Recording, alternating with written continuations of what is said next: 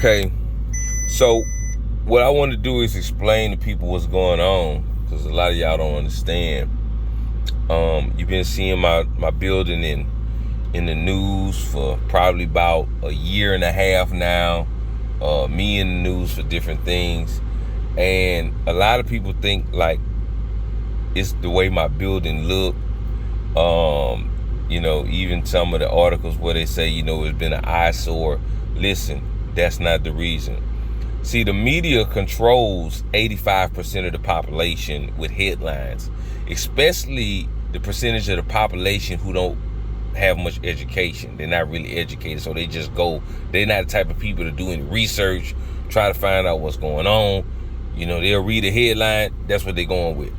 So understand that it's not about the way my building look. Years ago, I started complaining about grant money, about a whole bunch of other different things, even with officials, and that's when all of this started happening. So a lot of people don't understand what's going on when Shreveport gets about $500 million a year in contracts. They also get federal grant money, several different grants. Like I went down there about the $24 million federal choice grant. That's what I went down there complaining about, and that's when this happened, because I was trying to get some of the money. They told me all the money was gone. So what I did was I filed a complaint with the federal government, and that made them do some other things, but that'll come on down the line when I do this documentary. But right now, I want to kind of give everybody an understanding of what's going on in Shreveport and why we have to have the right officials in place that's actually going to, help us spread fairly the economics of Shreveport so far as dealing with contracts, grants, even loans, because the city also helps with loans. The state helps with loans, and loans can help businesses, and businesses helps our communities. But this is what I'm going to explain to you. In Shreveport, this is Shreveport, this big square, okay? Now, right here is going to be the upper class neighborhoods on the outskirts. And almost every city is built like this. So y'all got to understand, like, a lot of this stuff is pre-planned. Like, the architects who did this to segregate people, did this to segregate businesses, did this to, you got to understand, segregation is not just a law anymore.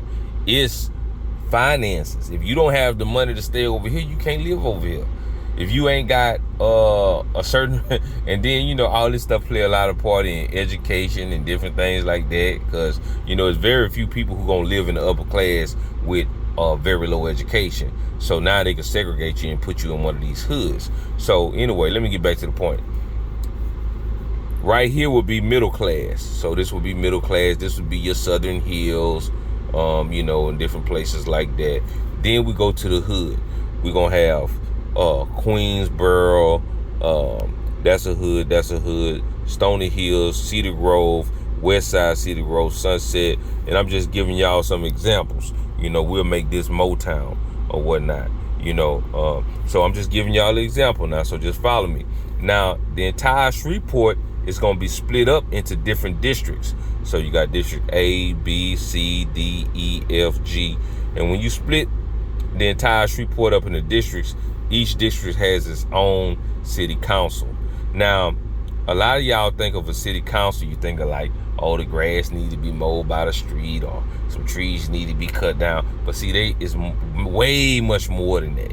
What we got is a city council who's over a certain part of the city, whether it might be 2 hoods, it might be 3 hoods that they over, and those contracts go to, are determined by that person in the district and a few other people, right?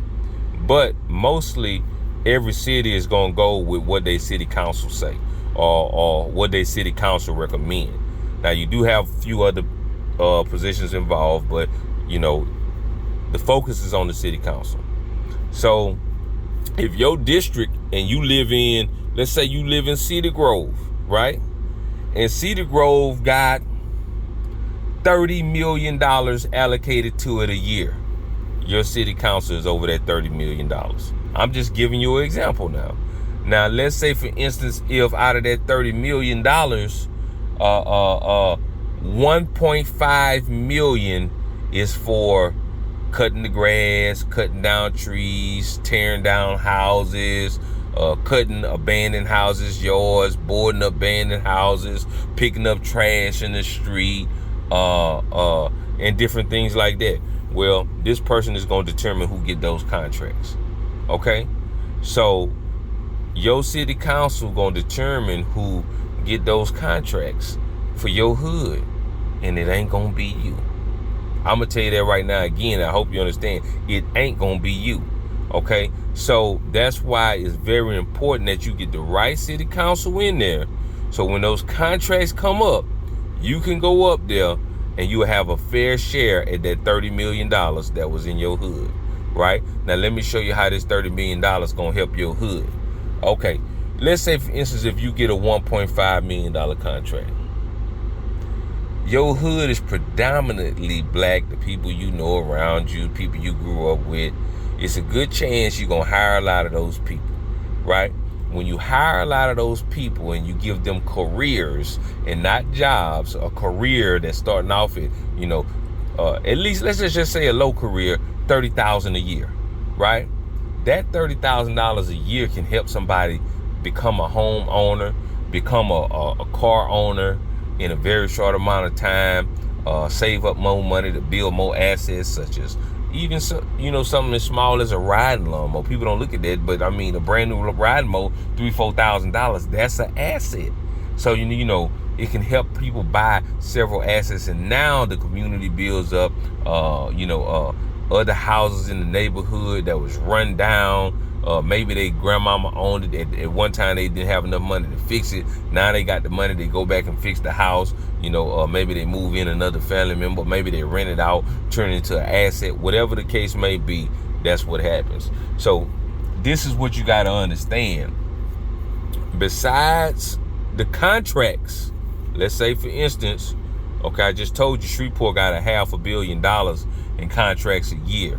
And you got all of these districts. So some of these districts are a little bit bigger than others. So some districts may get a little bit more money. Some may get a little bit less because of the size. But let's talk about the percentage of African Americans that stay in the district or this district or this district, and the percentage of Caucasians that stay in this district or this district, and then the percentage of Hispanics, which is kind of small in Shreveport, but it might be in another district. So what you got to understand is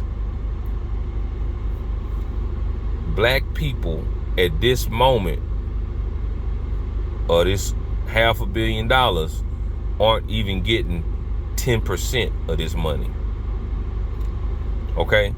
So, but we make up, according to, I'm going off of Google, we make up over damn near 70% of Shreveport.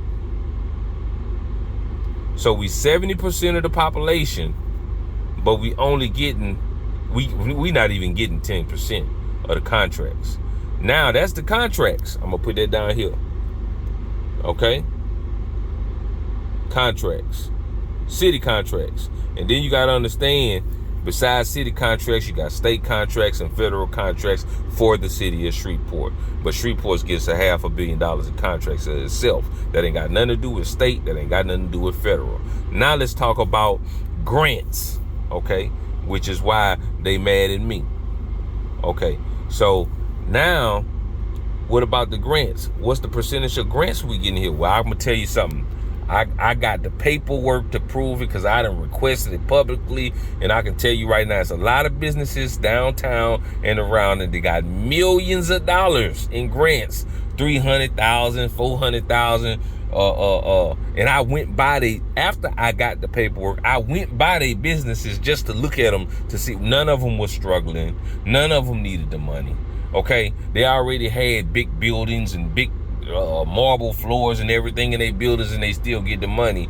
And here it is, we got struggling businesses in Shreveport that can't get none of the money. You right? Okay, so look, And this is how they gonna get you. The money's supposed to be put advertised in the newspaper. Say, oh yeah, we got a grant. If you want to get employed, they gonna advertise in the newspaper. Advertise. Man, nobody in 2022 is really reading the newspaper. All right, grandmama might read the newspaper. Let's be honest, we all on social media. So this is where we come with getting city council in, because they could change those laws. They could say, hey, we not using the newspaper no more. Let's create a new ordinance, a new resolution or whatever. Now we got to advertise on social media and where the people really at right now. See, when these laws was written, they was written at a time where social media wasn't even around. So that's why they doing that. Okay, so now they get passed by you don't know nothing about the grants. So we missing out on the grants. We missing out on the city contracts. And now we got loans. And when you got loans saying like, okay, let's say for instance, if you got a bank, the city can be your backer.